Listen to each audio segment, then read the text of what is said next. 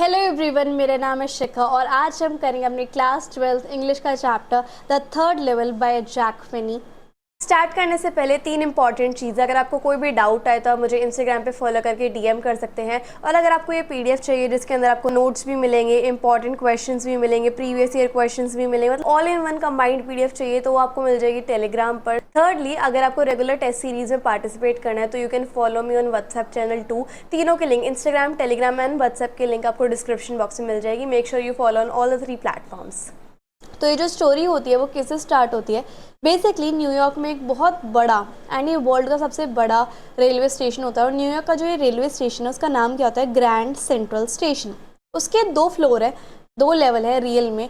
Even जो story के main character है यानी कि जैक फिनी, उनको भी ये चीज़ पता है। इवन जो न्यूयॉर्क के प्रेसिडेंट हैं, न्यूयॉर्क सेंट्रल और न्यूयॉर्क के प्रेसिडेंट है, उन्होंने भी ये चीज़ बड़े कॉन्फिडेंस के साथ कही है कि थर्ड लेवल मतलब कि जो ग्रैंड सेंट्रल का स्टेशन है उसके अंदर सिर्फ 2 लेवल हैं, ठीक है। लेकिन फिर भी जो जैक फिनी होते हैं, जो प्रोटैगनिस्ट होते हैं, वो थर्ड लेवल में पहुंच जाते हैं। किसके? ग्रैंड सेंट्रल स्टेशन के।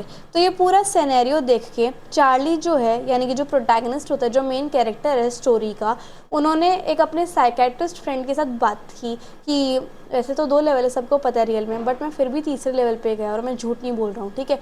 तो चार्ली, तो ये जो उनका साइकेट्रिस्ट फ्रेंड होता है ना, वो चार्ली को कहता है कि तुमने एक हेलुसिनेशन फेस किया है। इसका क्या मतलब होता है? Waking dream wish fulfilment. According to the psychiatrist कहते हैं कि चार्ली तुम खुश नहीं हो। और उनकी वाइफ भी वहीं होती है, बातें सुन रही होती है, तो उनकी वाइफ कहती है कि उनकी वाइफ को ये बात अच्छी नहीं लगती कि चार्ली खुश नहीं है, चार्ली बल्कि खुश रहता है, ठीक है। तो और ज़्यादा फर्दर एक्सप्लेन करते हैं उनके साइकेट्रिस्ट फ्रेंड। वो कहते हैं कि आजकल की लाइफ में बहुत सारी प्रॉब्लम है, मॉडर्न डे प्रॉब्लम है, उन सब के बर्डन्स की वजह से तुम जो चीज़ प्रेजेंट नहीं है उसको भी एक्सपीरियंस कर रहे हो, ठीक है। तुम रियलिटी से छुप रहे हो। और चार्ली इस बात को एग्री करते हैं, जो साइकेट्रिस्ट फ्रेंड कहते हैं, लेकिन फिर भी वो इस बात में फंसे रहते हैं कि फिर भी मैं ग्रैंड सेंट्रल स्टेशन में गया था और मैंने उसको ढूंढा था, ठीक है। चार्ली जो है वो बिलीव करते हैं, ऐसी पॉसिबिलिटी है कि मतलब ऐसा पॉसिबल हो सकता है कि लाइफ में इतनी ज़्यादा प्रॉब्लम है, इतनी ज़्यादा हार्श रियलिटी है, मैं उनसे छुप रहा हूँ और इस वजह से मैं ऐसी ऐसी चीज़ें जो वर्ल्ड में एग्जिस्ट नहीं करती उन सब चीज़ों को भी एक्सपीरियंस कर रहा हूँ। और चार्ली के जो फ्रेंड्स हैं वो भी इस बात पे एग्री करते हैं। तो साइकेट्रिस्ट फ्रेंड बोलते हैं कि जो तुम स्टैम्प कलेक्शन, तुम्हारा हॉबी है ना स्टैम्प को कलेक्ट करना, वो भी एक तरीके से एक ऐसा एक्ट है जिसकी वजह से तुम्हारी मॉडर्न डे प्रॉब्लम्स को तुम थोड़े टाइम के लिए भूल जाते हो। वैसे हमारी हॉबीज़ होती हैं, हम वो इसलिए करते हैं ताकि हमें मतलब हमारा अच्छा टाइम गुजर जाए और हम जो है थोड़ी प्रॉब्लम से अपना डिस्ट्रैक्ट कर रहे हो, इसलिए मतलब जैसे हमारी लाइफ में आजकल बहुत प्रॉब्लम्स चलती हैं, बर्डन वगैरह होता है हर चीज़ का, ठीक है।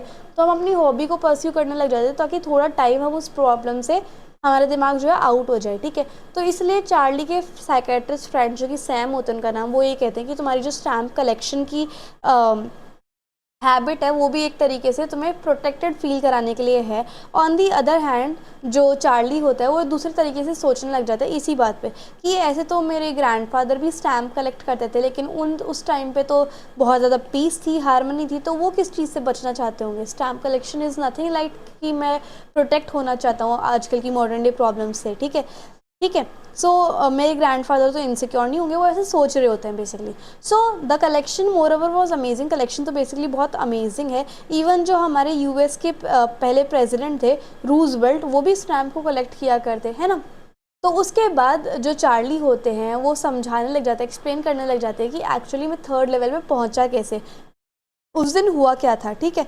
तो उन्होंने सोचा कि मुझे अपने जैसे अपार्टमेंट पहुंचना था लेट नाइट शिफ्ट के बाद, तो मैं हमेशा बस करता हूँ अपने अपार्टमेंट में पहुँचने के लिए, लेकिन उस दिन मैंने सोचा चलो सबवे ले लेते हैं, ओके, ताकि मेरा जो टाइम है वो बच जाए। सबवे क्या होती है? न्यूयॉर्क में एक तरीके की ट्रेन्स होती हैं। तो वो खुद को बताते हैं कि मैं 31 साल का एक ऑर्डिनरी इंसान हूँ, सीधा साधा इंसान हूँ, जिन्होंने एक टैन गैरबिडन सूट पहना हुआ है, एक स्ट्रॉ वाली फैंसी सी हैट पहनी हुई जिसके ऊपर अच्छा सा बैंड है, और वो इतनी ऑर्डिनरी है कि स्टेशन पे ऐसे ही जैसे उन्होंने ड्रेसअप किया था, स्टेशन पे मोस्टली सभी लोगों ने वैसे ही ड्रेसअप किया होता है।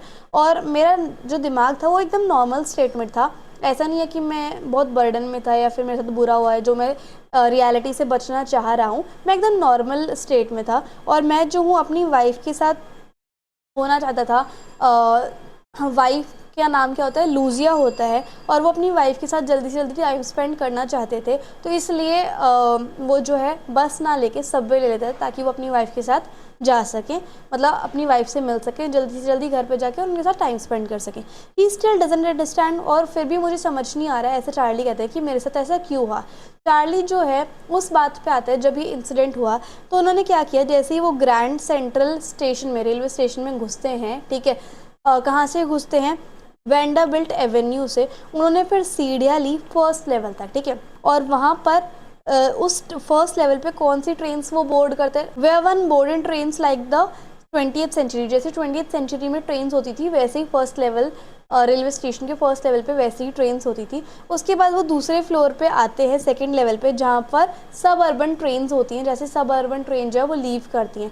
उसके बाद जैसे वो सेकंड लेवल पे आए ना, तो वो एक आर्क्ड डोरवे में अचानक से घुस जाते हैं, ठीक है, और उस आर्क डोरवे में घुस के वो खो जाते हैं। उन्हें उनके साथ उनको ऐसा लगता ही नहीं कि उनके साथ कुछ अजीब हुआ है, क्योंकि ग्रैंड सेंट्रल स्टेशन में उनके साथ ऐसा 1000 बार हुआ होगा कि वो नए नए कॉरिडोर्स में घुस जाते हैं। तो जैसे ही मतलब वो नए नए दरवाज़ों में घुस जाते हैं, तो एक बार तो उन्होंने रॉन्ग लॉबी में एंटर कर लिया था और वो रूजवेल्ट होटल पहुंच गए थे, और एक बार किसी दूसरी ऑफिस बिल्डिंग में वो पहुंच गए थे उस ग्रैंड सेंट्रल स्टेशन से ही, जो कि उनके मेन ऑफिस से 3 ब्लॉक्स दूर थी।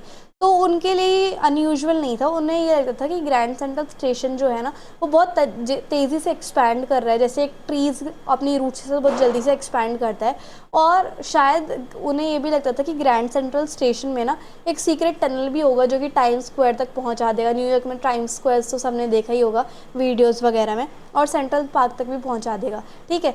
तो क्योंकि ग्रैंड सेंट्रल स्टेशन में इतने सारे लोगों को क्राउड होता है, इननंबरेबल पीपल होते हैं, और अलग अलग जगह पर लोग एग्जिट कर जाते हैं, और he also manage to escape reality because of the same reason. उन्हें ऐसा लगता था कि ग्रैंड सेंट्रल स्टेशन जो है वो एक ऐसी जगह है जहाँ से बहुत सारे लोग, जिनका कोई नंबर भी नहीं है, वो एग्जिट करते थे, और तो वो भी एक तरीके से रियलिटी से। तो इसलिए चार्ली भी एक तरीके से रियलिटी से एस्केप करने से मैनेज कर रहे होंगे, सेम रीज़न की वजह से। ऑल्दो उन्होंने कभी अपने साइकेट्रिस्ट फ्रेंड के साथ शेयर नहीं किया है। तो जिस कॉरिडोर में वो घुसे थे उसके अंदर उन्होंने एक लेफ़्ट टर्न आया, फिर वो कॉरिडोर थोड़ा नीचे घिसटने लग गया, ठीक है, डाउनवर्ड फॉल होने लग गया, और उन्हें थोड़ा सा ऑड लगा, बट फिर भी वो चलते रहे चलते रहे। उनके अलावा वहाँ पे कोई भी नहीं था, और उनके पैरों की आवाज़ जो है वो गूंजने लग गई थी। फिर फाइनली उन्हें कुछ लोगों की आवाज़ आने लग गई, एक डिस्टेंस पे लोग बात कर रहे थे। उन्होंने लेफ़्ट लिया और स्टेयर से नीचे गए, और फिर वो पहुँच जाते हैं ग्रैंड सेंट्रल के थर्ड स्टेशन पे, थर्ड लेवल पे, ठीक है। ही थॉट दैट, उन्हें तो वैसे ही लगता है कि वो सेकंड लेवल पे आ गए हैं, लेकिन वो ये नोटिस करते हैं कि वहाँ पे जो रूम है वो छोटे हैं, कुछ ही टिकट विंडो है, ट्रेन के गेट्स हैं, इन्फॉर्मेशन बूथ जो है वो सेंटर में है, वुड का बना हुआ है और पुराने ज़माने का लग रहा है, और जो उस बूथ में मैन बैठा हुआ है वो भी डिफरेंट है। स्टेशन के ऊपर बहुत डिम लाइट है, और ओपन फ्लेम गैस लाइट्स वहाँ जली हुई हैं। चार्ली जो है वो देखता है कि वहाँ पे ब्रास स्पिटन्स जहाँ पे थूक सकते हैं वो हर जगह लगे हुए हैं, जहाँ से लाइट आ रही है, और उसकी आईज़ जो है अलग अलग जगह पर चली जाती है। एक इंसान वो ऐसे देखते हैं जो अपने क्लॉथ में से एक अपनी गोल्ड वॉच निकाल रहे होते हैं, और उस इंसान ने बहुत ओल्ड फैशन तरीके से स्टाइल किया हुआ था।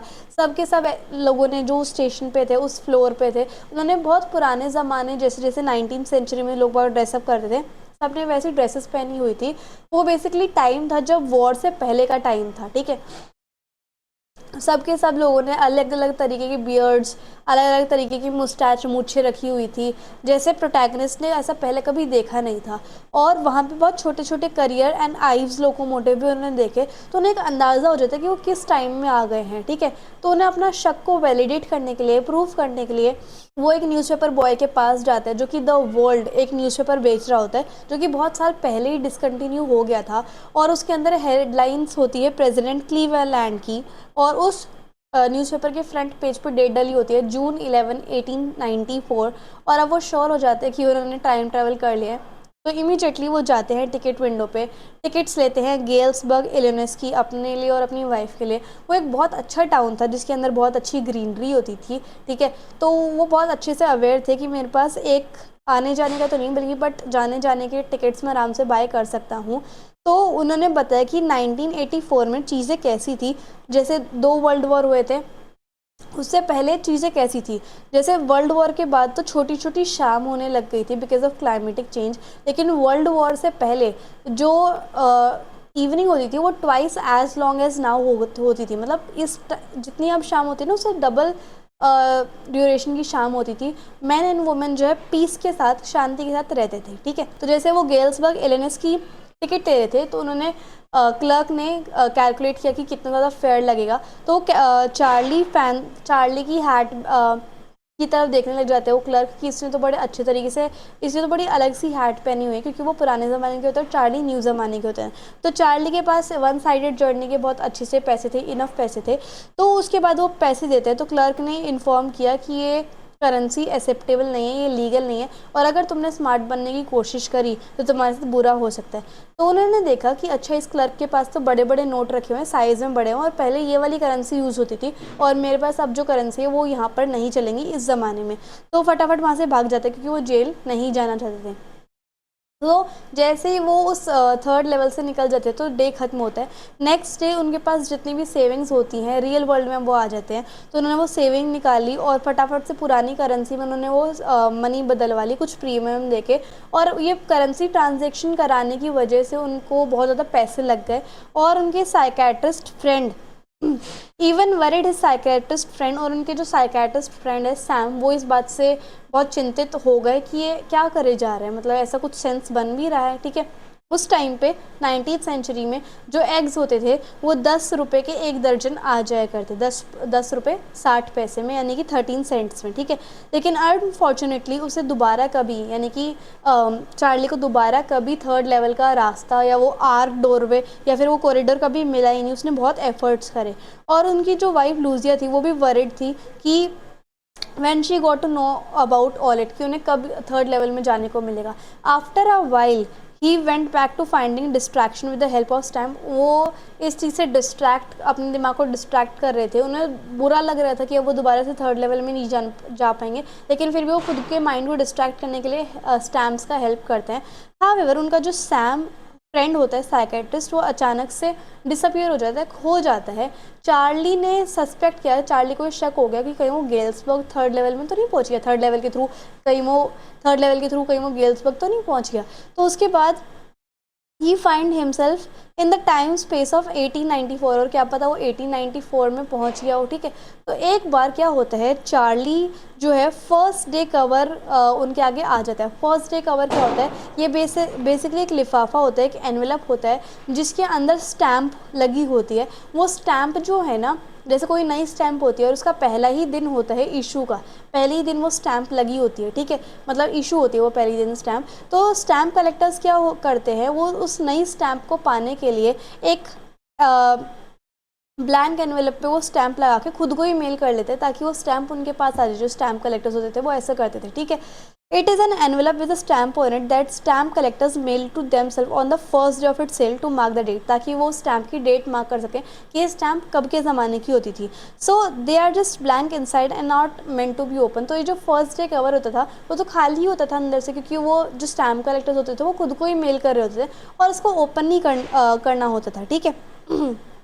सो उस लेटर को अचानक से जब उन्होंने देखा कि वो जो फर्स्ट डे कवर है उस लेटर पे साइन हो रखे थे सैम ए चार्ली के, और उस लेटर पे साइन किसके हो रखे थे, सैम के। अब बेसिकली क्या होता है, उस लेटर को चार्ली ने निकाला और उसमें क्या लिखा होता है कि उस पर एड्रेस डला होता है गेल्सबर्ग एलियनेस का, और डेट होती है 1894 की। ने लिखा होता है उसमें कि I got to wishing that you are right, कि आई होप तुम ठीक हो गए और तुम सही भी थे। एंड चार्ली ये सच है, मुझे थर्ड लेवल मिल गया है और 2 हफ्ते हो गए हैं अब, और मैं जो हूँ अब आ गया हूँ गेल्सबर्ग एलियनेस में, ठीक है। और अब मैं पियानो को प्ले करता हूँ और उसके बाद हम गाते भी हैं, सीइंग नेली होम, एंड मुझे जो है लेमनेड के लिए लोग इनवाइट भी करते हैं। And come on back Charlie and Lucia, तुम भी जल्दी से जल्दी गेल्सबर्ग एलियनेस में आ जाओ और थर्ड लेवल के लिए तुम ढूंढते रहो, ये वर्थ इट है, सच में बहुत मज़ा आ रहा है यहाँ पर, ठीक है। सो इस लेटर को साइन किया हुआ था सैम ने, और चार्ली ने इस लेटर को देख लिया था।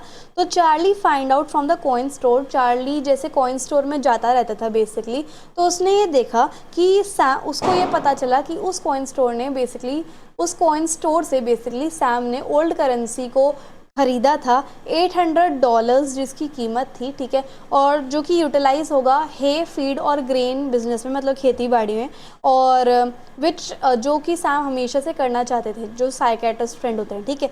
ही could not go back to his old business, certainly not in Galesburg Illinois. अब जो है चार्ली उसके ओल्ड बिजनेस को देखने नहीं जा सकते गेल्सबर्ग इलिनॉइस में, बिकॉज उन्हें वो थर्ड लेवल मिल ही नहीं रहा। तो ये जो स्टोरी है वो ख़त्म होती है एक मिस्टीरियस नोट से कि where Charlie is wondering that Sam is a psychiatrist. अब चार्ली सोचने लग जाते हैं कि सैम सच में एक साइकेट्रिस्ट था या फिर एक टाइम ट्रैवलर था।